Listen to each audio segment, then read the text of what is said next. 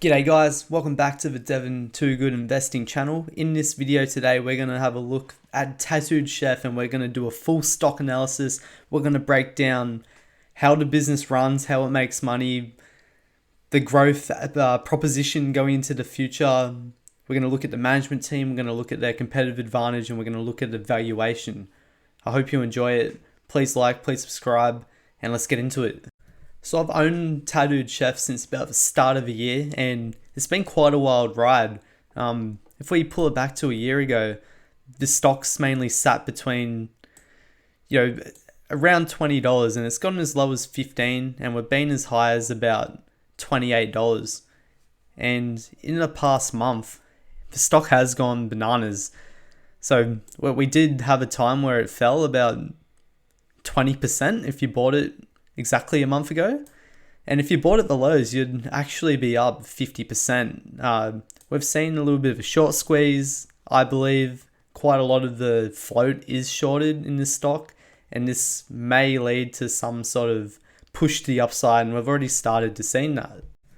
So this presentation here is the Analyst Day presentation, actually from December, but I think this presentation here outlines a lot of how the business runs, how they plan to make money going forward, how they plan to drive revenues, and it gives us some really good details about the business. So you can find this presentation here on Tattooed Chef's IR page on their website.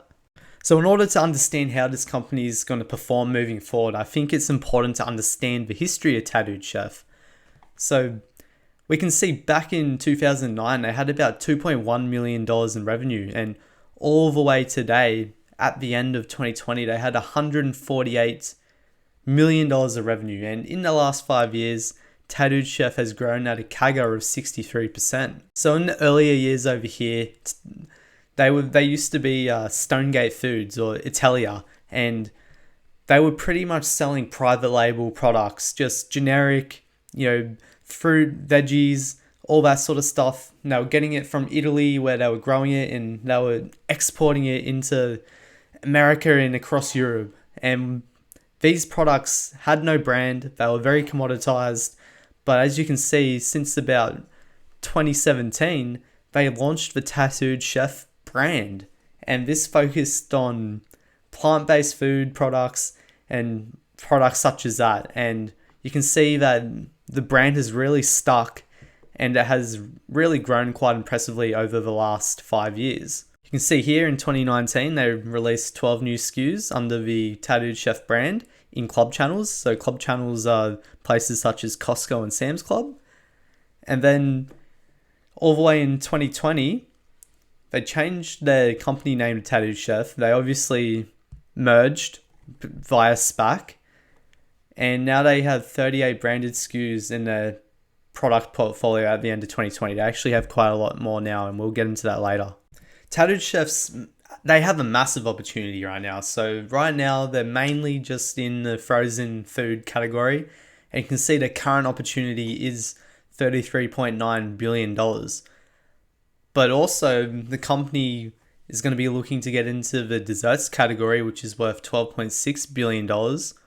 And I also think that they're going to be getting into ambient products, and I think they're going to be getting into stuff like tortilla chips, because they've recently purchased a tortilla factory where they can have these capabilities, and they're going to be looking at snacks, and they're going to be looking at like nut bars and meal replacement bars and things like that. And this opportunity is really massive, and you can see the longer term opportunity will be to penetrate the 380 billion global food market. So this company is not just looking to stay in the United States. They're looking to get overseas, maybe into Europe, maybe into Asia, but the opportunity is massive. And it's not just that. People are starting to really open up to the idea of eating more plant-based meals. There is scientific evidence that shows having a heavier plant-based diet is actually, it has some health benefits to it. And I do think the plant-based movement is here to stay, and the plant-based food category in general, this market is going to keep growing. So this pie is going to get bigger and bigger for Tattooed Chef and other players in competition over the next, let's say, decade. So if we have a look at some financial highlights of Tattooed Chef, you can see that the company are guiding $222 million in revenue at the end of 2021. This is their estimate, but I think they're actually going to beat this. I truly believe Tattooed Chef are going to do $240 million of revenue in 2021. We can also see they're really establishing their brand, and they've pretty much done it with no investment in marketing, and that was prior to 2020. In 2021, they have been putting money into some marketing, and we can see it flowing through in further revenue growth to their brand. Financial resources. This company has a nice balance sheet. The SPAC allowed them to raise a bunch of money, and they've got $90 million or more in on their balance sheet. And probably most importantly is that they're vertically integrated. So they doubled their capacity in 2021. They've already doubled their capacity again in 2021. See, this here, it says they're going to do it, but they've actually already done it. They've done it, and they've got enough capacity now to actually meet $500 million in revenue per year. That's their capacity right now. So it's quite impressive. And what's really great about being vertically integrated is that it gives you more control on your products. So you can control the whole supply chain. And what's really special is that because you can control the whole supply chain, it gives you the opportunity to develop products really quickly. So if you see certain trends in the market, you can act on them instantly, and you can really take advantage and really grow your brand because of that. So right in front of you, you can see the management team. Ignore Chuck. Chuck isn't with the company anymore. But Sam Galletti, he's our CEO, and he's got 35 years of experience in the food industry. This is really, really valuable for growing this brand. He's pretty much 35 years in the industry. How much more experience do you need to make a brand successful? And what's really nice as well is he owns about 39% of the overall shares. And as the great Charlie Munger always says, if you understand the incentives, you can understand the outcome. And literally, if the stock price goes up, Sam Galletti makes a lot of money. Then if we have a look at Sarah Galletti, she's the creative officer, and she's really the mastermind behind creating the new products and delivering the new SKUs and getting them on the shelves. And then we've got Stephanie. So she's taken over Chuck's role. So she's the chief financial officer, and she's also the chief operating officer. And then we also have Matt Williams, who is the chief growth officer of Tattooed Chef. So we can see Tattooed Chef, they want to be able to deliver plant-based products for every occasion. You can see we've got single serve bowls, we've got smoothie bowls, vegetable blends, meat alternatives, and these pizzas as well. And you can really see how they're branching out. And what's really amazing is if you go to stores such as Target in the US, it's not like they've got one or two products there. They've got whole fridge doors of these items, and that is really quite unheard of for a new brand just to be able to get in there and take a whole door of fridge space. That shows that the product's moving, or else why would these stores such as Target keep, let Tattooed Chef have a full fridge door? And this here, what we're looking at, this is really the magic of Sarah Galletti and her innovation and the way she can just create products and get them out there. And this also is a testament to Tattooed Chef's vertical integration, where they can see market trends and they can just jump on it without even really having to do much planning. They can just go ahead and make this product, and they can make it happen. We can see this in their SKU growth year over year, and it's not going to stop. This is going to continue. So we mentioned before that Tattooed Chef grew their brand all the way up to 2020 without using any marketing, which was extremely impressive. But now they're starting to get into marketing, and they've partnered with Nitro C Marketing to try to drive recognition of their brand. And so far, so good with their marketing. The ads are, I'd say they're okay. They're okay ads. But then again, I'm not the marketing expert, and their branded growth has been quite stellar. So So far, so good, I'd say. And what's really impressive about Tattooed Chef is the way they've been able to execute and getting their products into different stores. We can see that they're in stores such as 7-Eleven. We're in the big boy now, Kroger. We're in Meijer. We're in Albertsons Safeways. We're in Whole Foods. I really think this product is well suited for Whole Foods as well. We're in Target, Publix. Look, you can see here, we're getting into these stores and it's really bloody good. And you can see, if we go down, that they aim to be in 10,000 stores by the end of 2021. But let me tell you now, when we get that third quarter results, I think we're going to be in 12,000 stores. We're beating expectations. We're getting these products into all these different stores.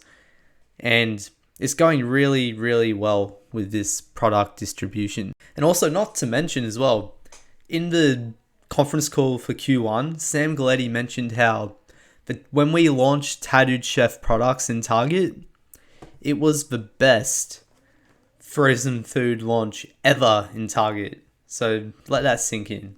So here we can see Tattooed Chefs, pretty much this is their competitive advantage. So they control the whole process. They plant the food, they grow the food, they've got their own manufacturing facilities, they create and innovate their own products, and they design their own packaging. Now, the great thing about this is that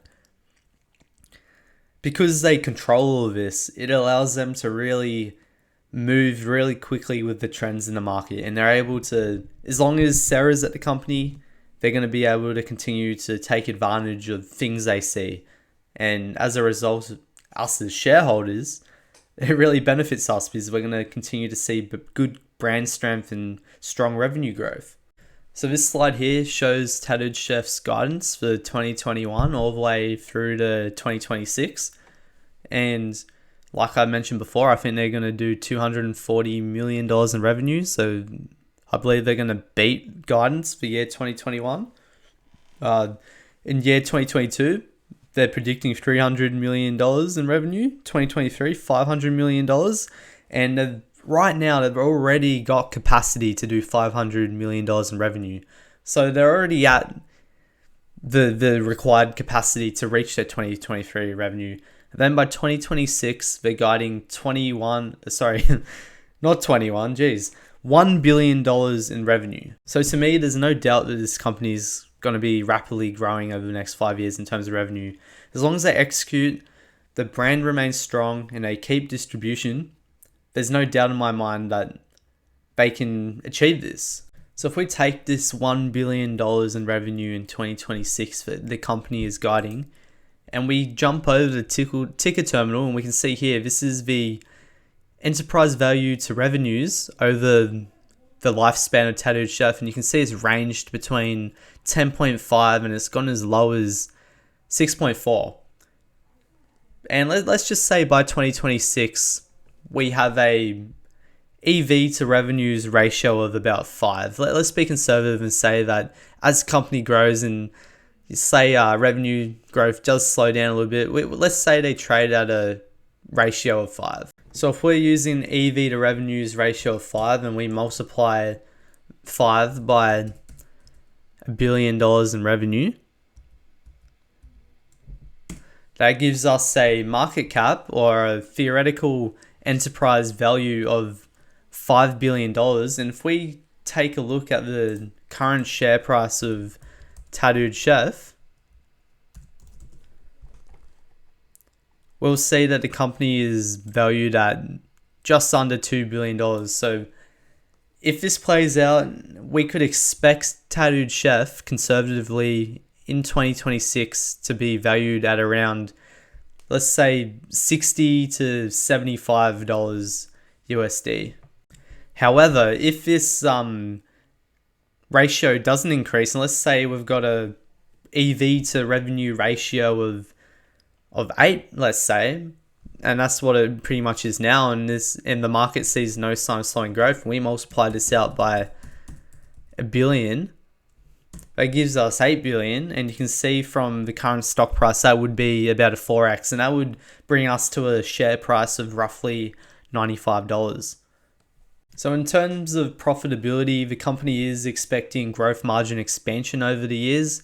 I'd imagine this is because they'll be getting more efficient with their operations and they'll be able to lower their costs. And also, due to things like economies of scale, this gross margin will improve over time.